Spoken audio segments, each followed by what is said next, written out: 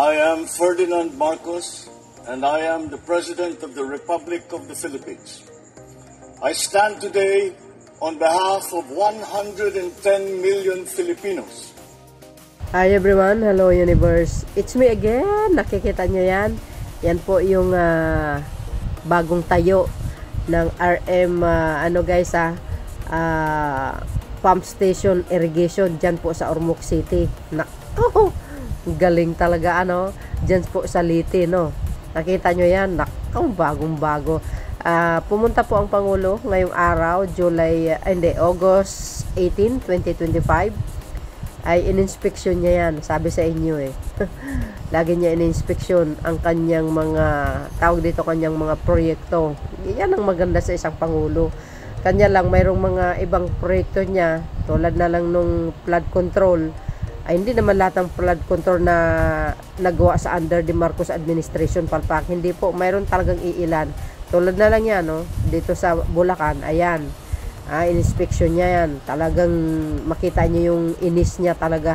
Palpak, kaya siguradong may imbestigahan at managot yung sentimote na ito. So, dahil dito mga bes, sabi po dito ni Pangulong Marcos Jr., sabi dyan ng Pangulo, courtesy po ng PCO, pinalakas na production para sa mga magsasaka sa Ormoc Liti, ang hatid ng RM Town Solar Pump Irrigation Project na magpapatubig sa 100 hektarya sakahan gamit ng solar power. Personal inspection ni Pangulong Ferdinand Marcos Jr. Ang proyekto binubuo na pitong solar pumps, drainage at road system at iba pang infrastruktura. Ito'y bahagi ng 11 irrigation system na kasalukuyang kinukumpleto sa Eastern Visaya. Di kayo naloka, ang dami pala, 11 irrigation. So hindi ibig sabihin hindi lang pala diyan sa Ormoc mayroon.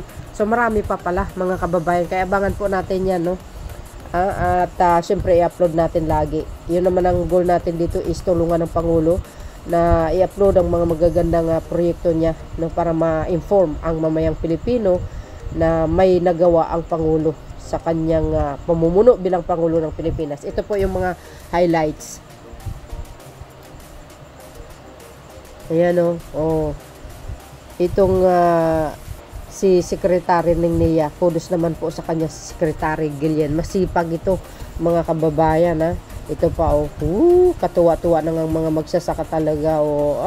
Mapapasa na all kayo. Minsan magugulat ka na lang talaga yung mga proyekto ni Pangulong Marcos Jr. Nagsusulputan. Pinupunduhan niya talaga yan. Ayan ang number one na niya yan, priority niya ang magsasaka mga kababayan. Kasi yan ang po ang nagsusupply sa atin sa bawat kinakain natin araw-araw, no? So, dahil dyan, ako'y natutuwa. Nakakatuwa naman talaga, nakaka-overwhelm. Sabi kasi ng mga bumabatikos kay PBBM, wala daw siyang proyekto. Kaya nga sabi ko, maghanap kayo para kayo na mismo makatuklas, di ba? Kaya sabi ko nga, pumupuna kayo kay PBBM, pero dapat punain nyo muna yung puno nyo, pinuno nyo, yung puon nyo baga. So, pinsan ang mga kapwa nating Pilipino na iba, himbis magpasalamat, hindi binabatikos pa din. Pero, sa totoo lang, nakikinabang din naman sila sa mga bagong proyekto ng Pangulo. Bakit kanyo? Example ko na lang yung love bus dyan sa Davao City. May love bus dyan sa Davao City, kaya umaarangkada, libre po yun. Biro nyo, nauna pang mga DDS kaysa sa NCR, di kayo naloka. Ganun si PBBM, walang political color.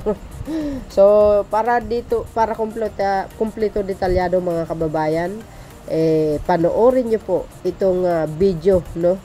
Wala siyang speech, pero may mensahe po si Secretary Gillian ng NAIA mga kababayan. Kaya nakaka-proud si PBBM talaga, ang ating sinuportahan, hindi tayo lugi baga. So dahil dito, congratulations sa mga taga Ormoc City sa bagong solar pump irrigation project ninyo dyan. Thank you guys for watching. See you again on my next upload. Para kumpleto detalyado, panoorin nyo ito. Ito na.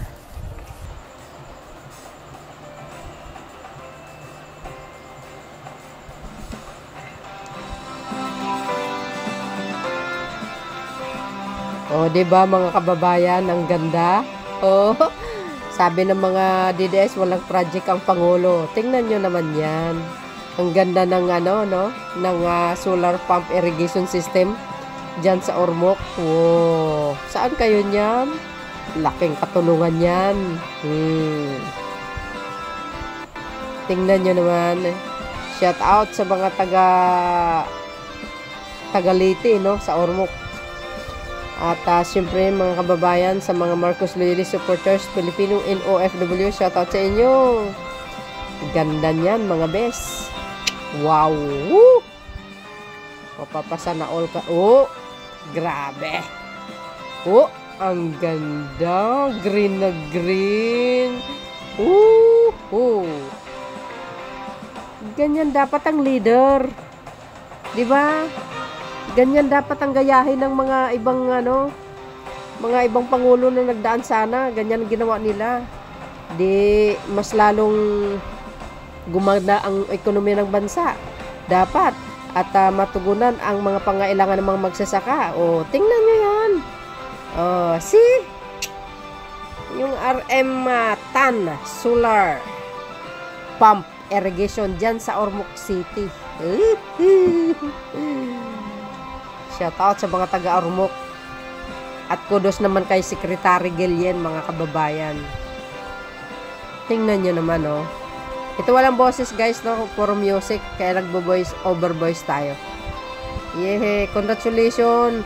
Marami pa yan, mga kababayan. Kaya abangan po natin yung mga ibang irrigation ng ating mahal na Pangulo. Kasi yung magsasaka, yung mga palay ang tanim, dapat mayroon tubig yung area ng mga magsasaka. So pag tingin mahirapan kami maggamit kami ng water pump at saka malaki ang makonsumo namin sa fuel. Wow. At saka pag tuyo mayroon pang problema kasi yung tubig source na kinuna ng water pump maubos. At saka maraming palayan na masusunog. Saka nagpasalamat kami, nabigyan kami mga farmers ng Arintan, Barangay Arintan, Ormoc City. Nabigyan kami ng solar pump galing sa ating gobyerno, kay ating presidente Ferdinand Marcos Jr. na ang aming tanim hindi na makaranas ng kulang ng tubig. Wow. Kasi ang sapa na kinuna ng water pump, malaking volume ng tubig. Wow. Saka wala na kaming fuel na bibilhin. At saka yung aming abot namin, malaki na. Salamat ko sa ating gobyerno, kay BBM, na maraming salamat. Ang problema lang namin dito sa amin, kami magsasaka yung walang tubig tuwing tag-init. Ang aming taniman ay kailangan talaga ng tamang tubig tuwing sila ay medyo lumalaki na. Kailangan, lalo na pag bumubunga, kailangan talaga ng tamang tubig na pagkukunan sa aming para magkabunga sila ng maayos at mabuti.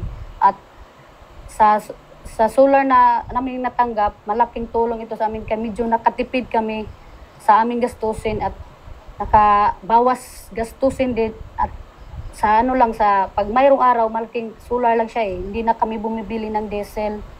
Yun po, medyo nakatipid at medyo na po yung pananim namin na may tubig na. Yun po. Ang solar pump, ma'am, pag nandito na ang solar pump, malaking tulong na para sa aming magsasaka. Dati pag wala pa ang solar, ang mga pananim namin laging sunog. Kasi wala makukunan naming tubig. Mayroon mang tubig sa creek nga aming kukunan pero kunti lang. Hindi makaano sa tanang mga farmers. Pag mayroon ng solar, malaking pasalamat namin ni President BBM. Kung wala siya, wala kaming solar system ngayon. Ang laki-laking tulong namin, malaking pasalamat namin ni BBM. Ayun lang. Nagpapasalamat din kami kay Pangulong BBM no, nabigyan kami nito ng solar pump kasi hindi na kami nahirapan kumuha ng tubig in case of tag-init and sa malaking ambag yan sa buhay namin lahat na magsasaka. Medyo makabawi-bawi na kami sa gastusin namin. Salamat po. At sa NIA po. Bakit dapat yung climate smart na tayo, no? Climate smart agriculture, kaya nga po tayo, una, nagtatayo na tayo ng mga climate smart na mga solar pump irrigation systems natin. And of course, hindi lang yon, ano? Pati yung timing ng ating pagsasaka, climate smart din. Nilalagay natin yung ating cropping calendar doon sa tinatawag naming dry cropping. So double dry cropping tayo. So sa equipment at sa sistema, dapat climate smart tayo. Abay, malaki po. Of course, pag kailangan mong i-increase yung ating productivity para sa ating food security, ang number one requirement dyan is irrigation. Ano po? Ang kagandahan nito mga solar pump irrigation systems natin na ito, napakabilis namin gawin ito. Ano? In fact, ito, yung 100 hectares natin, 6 months lamang namin ginawa ito. Kung i-compare mo sa mga big dams natin, sa mga, kung katulad sana ng structure na to, na mga diversion dams, aabot ka ng mga 3 taon bago mo may ilagay. So ito mabilis, ano? At ang kagandahan ho na to, katulad na to nasa likod natin, ang napapatubigan po nito, ang capacity po pala nito is 60 kilowatts, ano? Eh, ang tinitignan din kasi natin dito, di ba, ang gusto ng ating presidente, dapat whole value chain, ano? Pwede rin tayo magtayo ng ano dito, yung mga RPS, yung kiskisan, ano? Dahil ang requirement ng kiskisan, 30 kilowatt lang eh. Ibig sabihin, kayang-kayang buhayin pa nito. So, sinasabi namin sa PhilMec, dapat lagyan din ng mga RPS, mga ganitong projects natin. Monitor namin yung ating mga solar pump irrigations, ano? Tingnan natin. Halimbawa, pupunta tayo rito sa Leyte. Yan. Punta tayo sa Leyte, ano? And then, focus natin. Ito. So, yan. Kita mo yan. Tulad nito, ngayong nagbubukas yan ng 53 cubic meters per second. Ngayong oras na ito, ano? Hindi lang yon, meron pang bonus na ito. Di ba, makikita rin namin yung soil health and plant health. Ang ibig ko lang sabihin sa inyo, yung programa ng ating Pangulo, ay gusto niya maging sustainable. So, tinitingnan namin lahat kung ano yung mga butas at tinutugunan natin. Para po sa ating mga magsasaka, ang maganda sa ating Pangulo, nakikita ko talagang sincero siya dito sa pangako niya na tulungan sila. In fact, sila nga yung panganay sa kanyang priority, ano? At ang Pangulo, yung kasabihan natin, put your money where your mouth is, talagang pinupunduhan niya itong agriculture. Katulad nga nito, ano? Hindi lang yan, makikita rin natin yung mga farm equipments na pinapamigay ng gobyerno, yung mga tulong sa kanila sa mga farm inputs. So, tulong-tulong lang tayo. At kita naman natin, of course, yung sinseridad ng ating Pangulong tumulong sa atin. Sabayan din natin ang sipag para po makamit natin yung bagong Pilipinas para sa food security natin. Oh, 'di ba? Narinig nyo 'yon? Ganon ka hands-on si Pangulong Marcos Jr. Sabi nga natin, number 1 priority niya po ang magsasaka. Oh, sabi niyo walang project ang Pangulo. Hay. Diyan po kayo nagkamali. Oh, hindi lang po 'yan sa Ormoc, marami pa 'yan, ang mga ganyang irrigation. Nueva Ecija, mayroon na. At marami marami tayong na-upload eh. Kaya malaking ginawa po para sa kanila po yan, no? Yung iba naman, natatawa ko eh, kasi sa social media, napapanood ko, nakikita ko, wala, sabi, ilabas nyo yung mga proyekto ng Pangulong Marcos Jr. Tapos ang sagot ko naman, di mag-research kayo para kayo mismo makakita, di ba? Oh. Sabi ko nga lagi, nakikita nyo si PBBM pero yung puon nyo, laging naglalakwat sa, di ba? Ang ganda ng tanim nila, green na green, wow! Nakakatuwa mga kababayan. So, dahil dito, talaga naman kudos naman sa NIA, masipag. Ito po ang tinatawag ko lagi, ito po yung lagi kong sinasabi, yan si PBBM. Lagi niyang in-inspeksyon yung kanyang proyekto.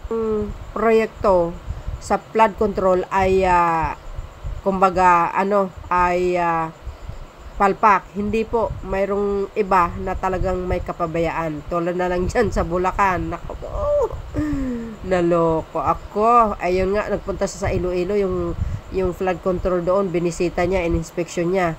Kanya lang may nakita siya doon na flyover, si Ungka flyover, tsaka si Aganan flyover, palpak, panahon ni Digong po yun.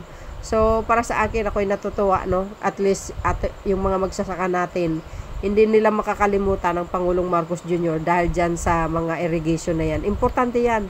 Dahil pag tag-init, naku po, kawawa sila. Kaya tuloy-tuloy ang progreso ng bansa pag kasing galing ni Pangulong Marcos Jr. ang mamuno. Yung mga ambisyosa maging Pangulo, dapat pantayin nyo ang level ng galing ni Pangulong Marcos Jr. bago kayo tumakbo sa pagka-presidente. Pero yung lack of experience, walang ginawa kundi paninira, parang may sayad sa utak, huwag na kayong magbalak tumakbo kasi magiging tae ang Pilipinas na naman. So, dahil dito, sa bagong proyekto na naman ito, abangan po natin mga kababayan, ang mga proyekto ng ating mahal na Pangulong Marcos Jr. Thank you guys for watching. See you again on my next upload. Bye bye bye and babus. God bless Philippines.